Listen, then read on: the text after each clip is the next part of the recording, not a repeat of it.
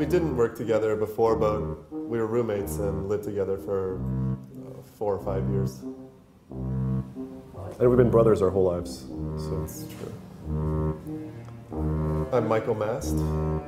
And I'm Rick Mast, and we are chocolate makers in Brooklyn. Pretty much almost every step of the way of how we make chocolate here, we've had to come up with how it's done because there was no such thing of small batch chocolate makers. There's not really a chocolate making kit you can just go out and buy for what we're doing here. I think that chocolate was the perfect match because here you have something that's arguably the most popular food on earth.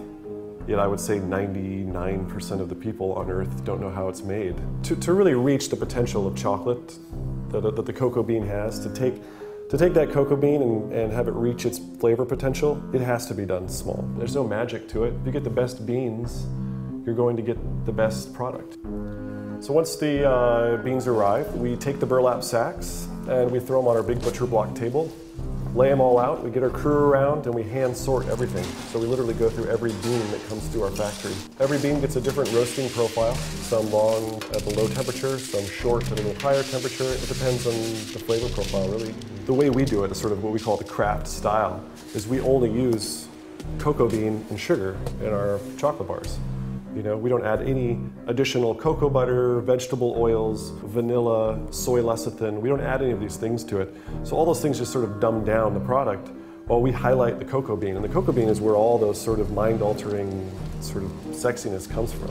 After roasting, we have to break up the beans. So we crack them up by hand. We call this sort of piece of artwork right here, the crow. This machine we developed with a friend of ours that is an aerospace engineer. You take the beans, just put them in that hopper there. It's actually sort of repurposed a piece of equipment that is most commonly used by home brewers to break up barley. There's a spinning thing of the nibs that goes down, and then there's an inside a tightly spinning thing of the husks that comes through. I think it was said in one of the early publications that there's the easy way, then there's the Mast brothers way.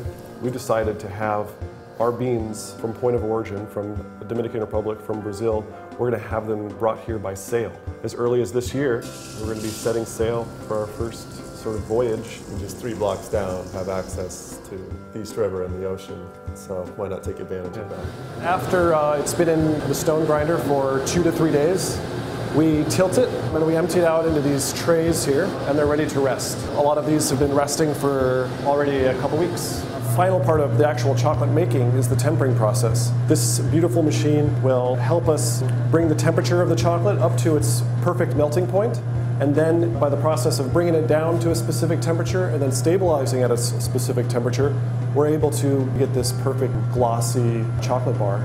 It has a nice crisp snap. What we've been saying a lot lately about why you would go into business with your brother, there's nobody that you're going to fight harder with than your family. But there's nobody that you're going to fight harder for than your family. We butt heads every day, so I think a lot of the times we get through it all, but then we also try and just block it out so we can just move forward. It's a centuries-old tradition, and people have steered clear of it because there's a sort of separation of business and personal all the time, but our business is personal, you know? So it's important to us. We feel like we are part of a movement that not only is just chocolate and not only is just food, but is sort of a craft movement. Food is always more enjoyable 100% of the time when you know where it comes from and how it's made.